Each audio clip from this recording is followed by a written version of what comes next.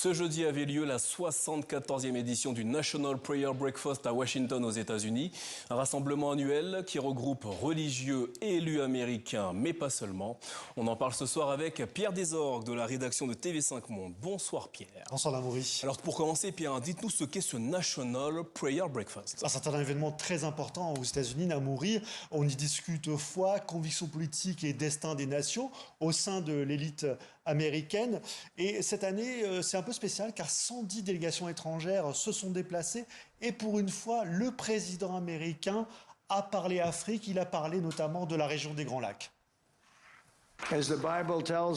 Comme il est dit dans la Bible, les faiseurs de paix seront bénis. C'est vrai, il y a quelques mois, ici à Washington, nous avons signé un accord de paix historique entre la RD Congo et le Rwanda. Président,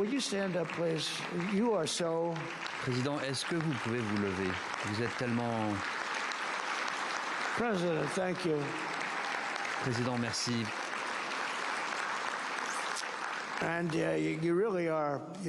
Vous êtes vraiment courageux, un homme courageux. Ensemble, nous avons signé le plus grand accord historique sur les minerais entre l'Afrique et les États-Unis. Le Congo a une terre magnifique, c'est une terre incroyable.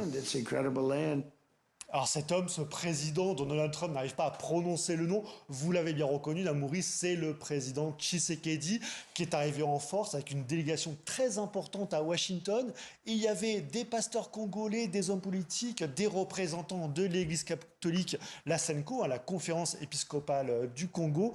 Et donc c'est une délégation très importante qui est arrivée à Washington. Alors justement Pierre, que signifie la présence, comme vous le dites, de cette forte délégation congolaise à Washington? On a le sentiment que la classe politique congolaise, que les religieux ont compris que l'avenir du pays ne se jouait pas à Kinshasa, mais bien à Washington.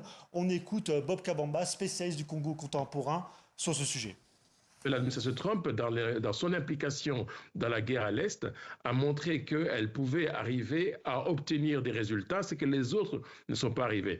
Notamment la décision de l'AFC M23 de pouvoir se retirer d'Ouvira. Tous les acteurs politiques congolais, sociopolitiques congolais, on se sont rendus compte qu'effectivement, qu'il est importantissime de pouvoir y être, puisque dans la dynamique même de la construction du pouvoir aux États-Unis et aussi de plus en plus en Afrique, il y a la dimension pouvoir politique, mais aussi la dimension religieuse qui apparaît de plus en plus forte. Même au niveau de Tshisekedi, on a remarqué que Tshisekedi est de plus en plus sous l'empreinte, d'ailleurs, des églises de réveil qui ont des liens avec des églises de réveil des États-Unis.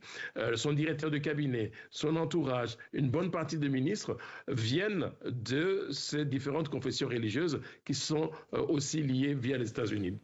Alors, comme on l'a entendu avec Donald Trump, Lamoury, il y a une philosophie, il y a un accord très simple. Washington dit à Kinshasa, nous allons exploiter vos minerais et en échange, on vous garantit la sécurité du pays. Alors, il faut vendre cette opinion, cet accord à l'opinion publique congolaise. On écoute Bob Kabamba toujours. L'accord, bien entendu, va être vendu aussi par les églises de réveil, en sachant bien que les églises de réveil au Congo prennent de plus en plus d'espace.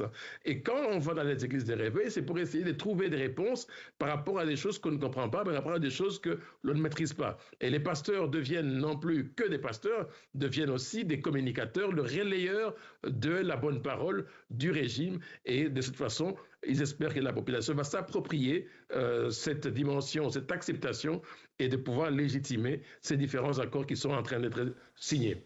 La RD Congo est en effet un grand pôle évangélique en Afrique. Près de 35% des Congolais fréquentent des églises néo-protestantes ou pentecôtistes, selon l'Institut Pew, un institut américain. Voilà pour cet éclairage signé Pierre Desorgues. Merci Pierre. Donc pour cet éclairage au sujet de cet événement à Washington, aux États-Unis.